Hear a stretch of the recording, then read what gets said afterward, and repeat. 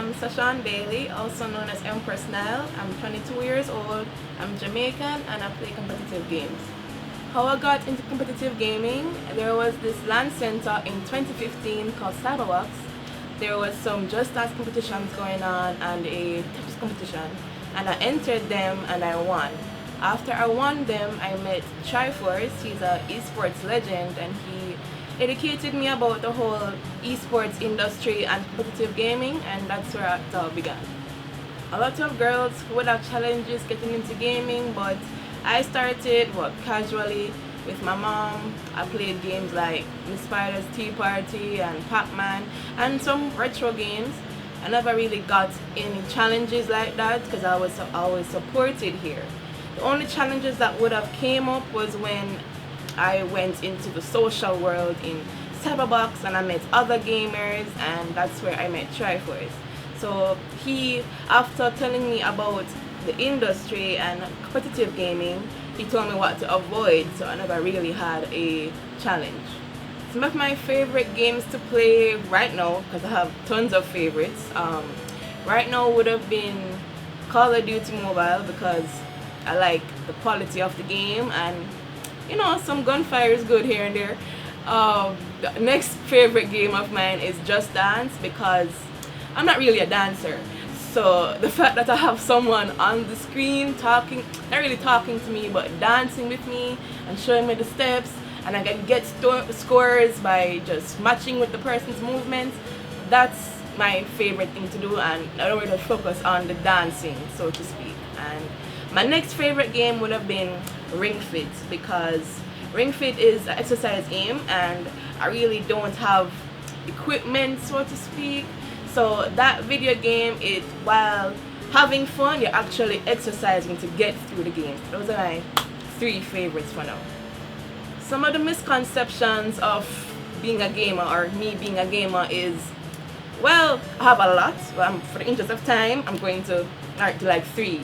One of them is I'm not the one playing. As I said, I play games like Call of Duty, right?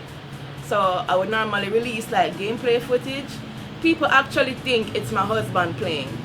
He can't play. I'm the one that's playing. Next misconception is I only do it for clout, and that's what's in right now. No, I genuinely like playing games, and the next misconception is I'm not really into it. I'm literally, as I said, like number two, I'm doing it for clout. That's not the case. I genuinely like playing games, and fortunately meeting Triforce, I get to release footage and videos and whatnot. So yeah, those are the misconceptions. Some of the comments I've gotten from guys, I've gotten some pretty bad comments. I've gotten some disgusting stuff. I've gotten the racist stuff. I've been called the N-word. I just laugh because they're sad because they're losing to a black girl, but you know, that's not my problem. The third comment, you know, the go in the kitchen and make me a sandwich, I thought that was a joke. I didn't think that would actually happen, because girls have told me that they've gotten that, and I never believed them up until the time when I got it. And I'm like, why am I going, if I'm going to the kitchen, I'm not going to make a sandwich. I'm not a child. If I'm going in the kitchen, I'm going to make some stew peas, some curry fish with okra and ground provisions and real food, because I'm a grown woman. So a lot of these guys are probably going to be living on sandwiches and KFC for the rest of their life, because they will never have a wife who will actually cook real food for them. So yeah, they're going to be very unhappy with the rest of their lives. A lot of girls use their, femininity as an advantage in different ways, but for me, I like to keep things simple, just by exercising, staying in shape, because naturally people want to see a good looking girl play games, especially if she's really good at the games. So I think I have that advantage in the bank, because I'm naturally a tomboy. I don't like looking pretty, but I have to put on, and that's what I do, and naturally people like to see that. So that's what I use as an advantage. As a woman, I don't really think that's a good reason why I like competitive games. It's just that it's naturally fun to me and I like to win. So it the whole gender aspect doesn't really affect me. I just naturally love playing games. The gender I usually play against or play with will normally be dudes, guys. Games like Call of Duty, it randomly matches you with someone. 9 out of 10, it's a guy. It's only like one or two girls I see like after a match. There's not really a lot of females playing games. I know there's some, but not much that I've seen so far. Maybe like one or two. But I'm normally matched with guys. I normally play with mostly guys. A lot of these guys try to distract me with their comments and their rude conversations, but I just stay focused and kill them. Literally, just kill them. Or if I can, I mute the whole thing so I won't hear anybody. But it's funny when they try to distract me because they're sad that I'm winning. To get better at a certain game, I would normally put in like a lot of hours, at least 8 hours playing a game, and I normally play with people that is better than me, so if anything I can learn from them, and if there's anything else I need to possibly learn, I just ask Triforce because he has all the knowledge and experience and accolades, of course. So that's how I get better at gaming. A lot of guys ask me how does it feel to be a female gamer, but I don't really feel a way how to feel. I don't know how to feel. That's like asking a guy how do you feel being a male gamer. They're just a gamer, happen to be a guy and like playing video games. So it's the same with me. I just love playing video games and I happen to be a female. So some of the accomplishments that I've gotten outside of winning video game tournaments, I actually got my own trading card from Walter Day, the father of eSports. He literally invented eSports, and I think that's the biggest accomplishment to me, the fact that I've gotten recognized by him enough to have my own card with my bio and all of my accomplishments I have on the back of it. Yeah, that's my accomplishments. Another accomplishment that I have is I finally have my YouTube channel now, so I stream and I create content with my friends and teammates called Valkyries.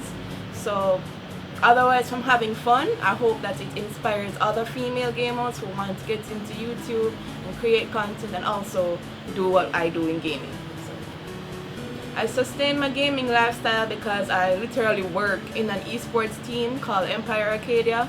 I manage the female division called the Valkyries of Arcadia. We release content, we stream together, and companies and people donate to us and sponsor us, and they would naturally want to see us try other video games. So there's that, we could keep it going pretty much.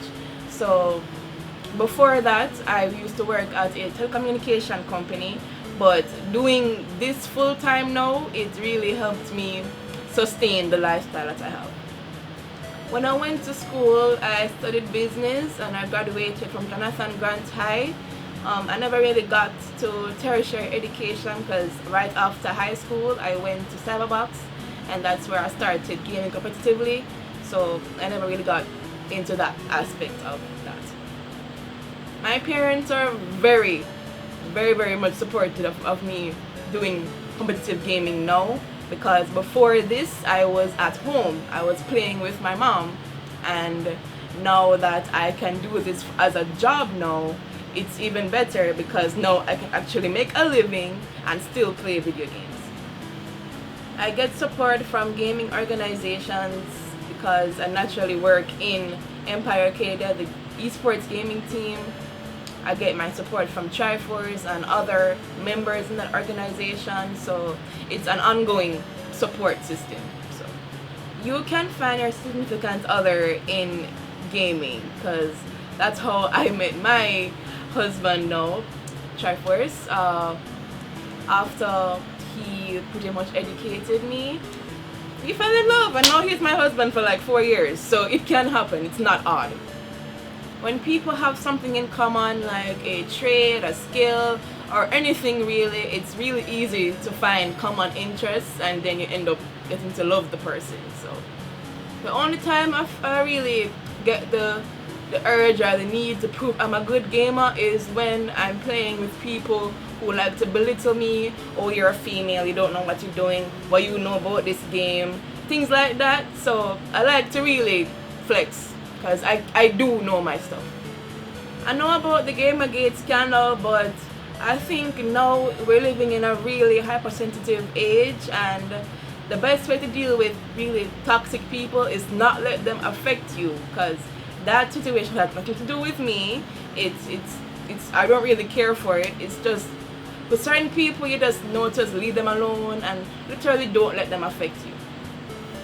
The advice I would give to upcoming competitive gamers is literally focus on you, build yourself up, and people will get to know you and they will see the better part of you. Do not stop playing, do not stop trying, do not stop practicing, keep playing. Don't listen to any negative talks, conversations, nothing like that. You will get better and you can get far.